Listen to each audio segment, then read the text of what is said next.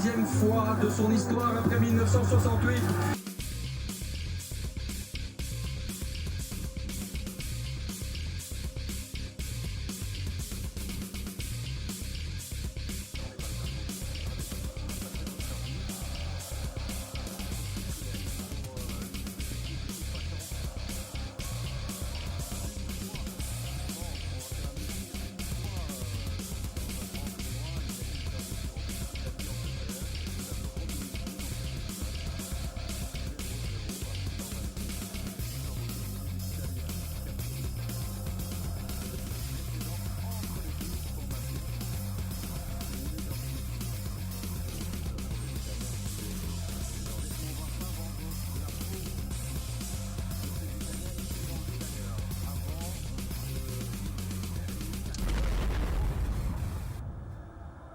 Dernière minute, un euro pour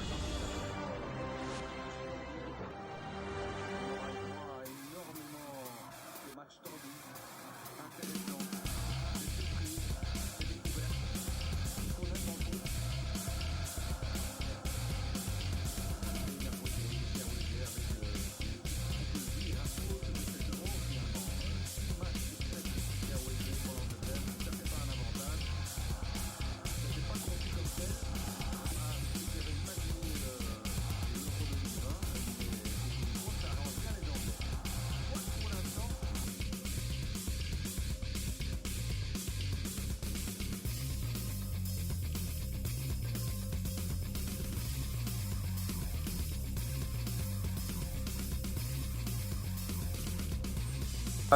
Et en grande réussite. Mais c'est bien le titulaire inamovible depuis quelques matchs. 38e sélection pour Pickford.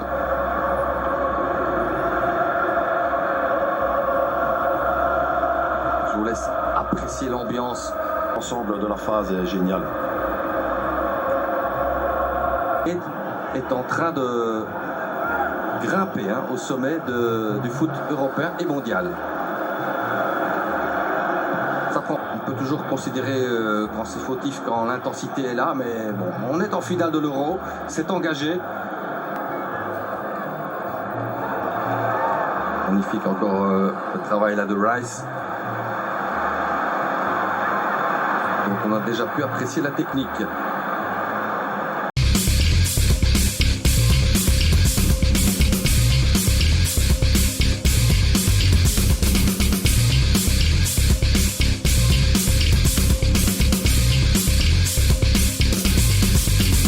Malade, Geoffrey qui a aujourd'hui 7 ans.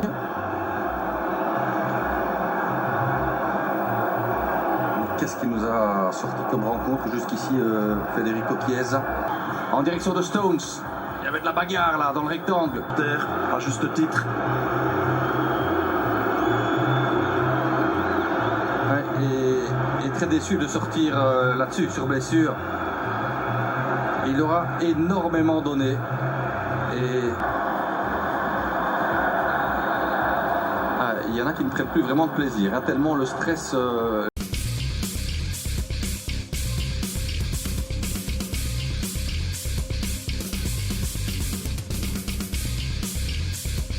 Pickford. Et c'est dedans. Contre-pied parfait. Le capitaine de l'Angleterre face à son destin. Et c'est bien placé. Quasiment peut-être. Et c'est arrêté par Pickford. C'est arrêté. Wembley tremble. Tremble de bonheur. Mais la décision n'est pas encore définitive. Il est parti du bon côté. Ce sont les petits papiers de Rashford amenés à Pickford sans doute avant la séance de tir au but. Il a mémorisé tout ça car Belotti était un des tireurs attitrés de l'Italie. Impassible. Et il marque dans le plafond. Oh, quel péno! Le péno est splendide. S'élance. Oh, il est bien mis. Suffisamment. Troisième tir au but anglais.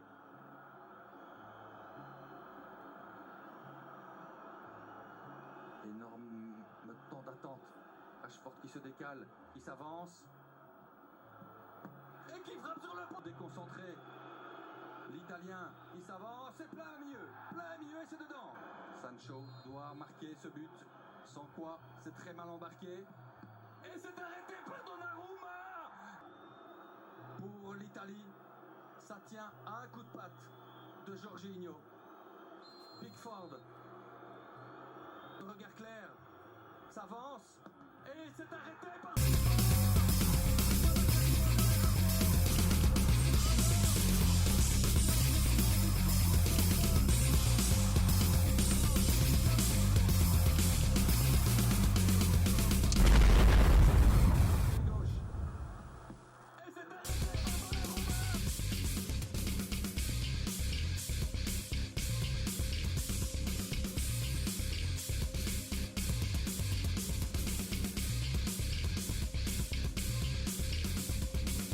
De ce collectif, on en a un de collectif, il ne faut pas non plus... On a manqué de réussite lors de cette rencontre. Les Italiens l'ont emporté, mais on a manqué de réussite et il ne nous manquait pas grand-chose.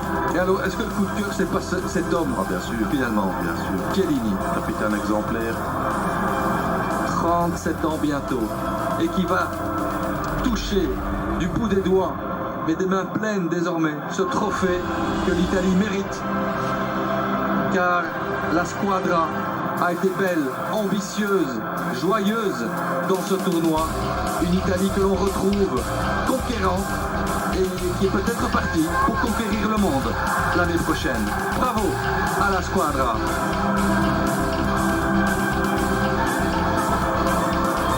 Et à Mancini et à tous ces hommes, à tout son staff dont vous avez parlé, Philippe. Une équipe qui aura bousculé tous les codes. Vous avez un gars comme Viali, il a tout connu pendant sa carrière de joueur. Regardez ici le collectif qui prime, vainqueur. Franchement, c'est un beau vainqueur.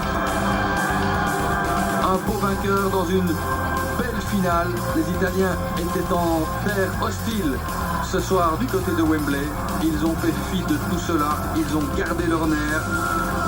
Et ils se sont imposés dans cette séance de tir au but, la deuxième dans l'histoire d'une finale au championnat d'Europe. Voilà, je vais vous laisser là. À cette équipe a apporté non seulement quelque chose de frais, mais il a apporté quelque chose de positif aussi pour toutes les personnes qui effectivement auparavant voyaient toujours l'Italie comme une équipe qui était ultra défensive. Et là, ça fait plaisir de voir cette joie pour ce peuple. Oui, il ne faut pas toujours surinterpréter, suranalyser, mais quand on regarde les images, j'ai l'impression que celui qui y croit le moins, qui réalise le moins, c'est Mancini, Fred, en fait.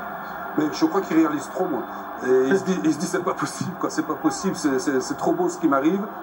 Mais non, regardez comme il était ému, regardez ça.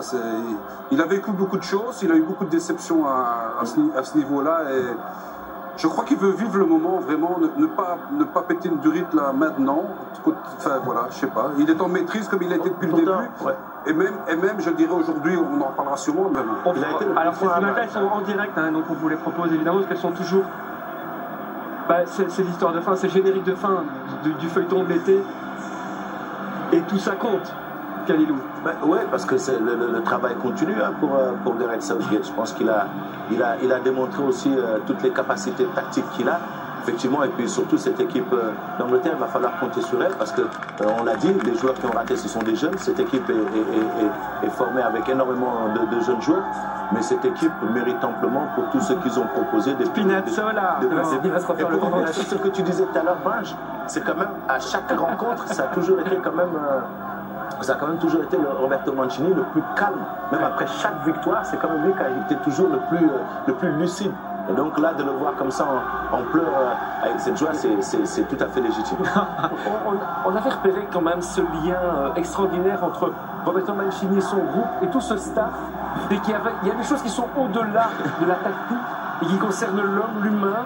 Et ce qu'il a réussi à faire, c'est ce dont rêvent absolument tous les coachs, à savoir un groupe qui est absolument tous orientés vers le même but. En fait, tous sont venus avec l'importance du collectif et généralement, c'est la marque d'un grand coach, c'est quand le miracle est réussi par un coach qu'on arrive à ça et ça l'emporte au-delà de la tactique, même si Fred, Kali et Swan développent de façon brillante la tactique de Roberto Mancini, qui a fait basculer le match quand même aujourd'hui.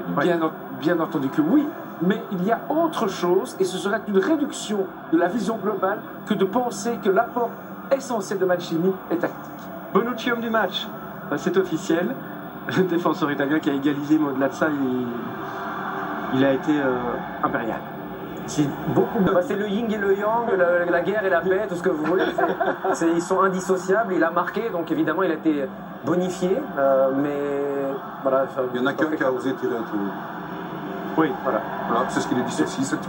Ouais, ils n'ont pas les mêmes qualités de pied aussi, mais Et là, c'est sûr que... donc on prendra quelques minutes pour, pour débriefer les 2-3 choix tactiques. On les débriefera après le trophée. Puis on ouvrira la dernière buvette du club de l'Euro. C'est important, c'est capital. Il y a tous les classements qui arrivent. Mais on montrera aussi que finalement, ça tient à quoi un tournoi. L'Italie, tout le monde l'a dit, tout le monde est d'accord autour de cette table. C'est la plus belle équipe qui gagne l'Euro. Malgré ça, elle gagne après prolongation en 8e contre l'Autriche. Elle gagne au tir au but en demi-finale contre l'Espagne. Elle gagne au tir au but en finale contre l'Angleterre. Un tournoi, ça se gagne aussi avec un chouïa, voire parfois... Si jamais elle passe au penalty contre la Suisse, même si c'est pas mérité, qui sait si elle ne va pas au bout. De toute façon, on réécrit l'histoire en fonction des résultats, mais ça, c'est la définition de ce qu'on fait. On notera aussi que l'Italie a battu la Belgique d'un but avec un ballon sauvé sur la ligne. Voilà, mais C'est ce évidemment. que j'ai à vous dire, voilà. Mais évidemment, Si elle n'a pas ce truc-là, la Belgique était peut-être championne. Donnarumma n'a pas d'arrêt à faire en demi-finale et en finale, hein, par exemple. À part les tirs au but, évidemment. Il prend la place qu'il a besoin de prendre dans les buts, finalement, sur ces tirs au but-là.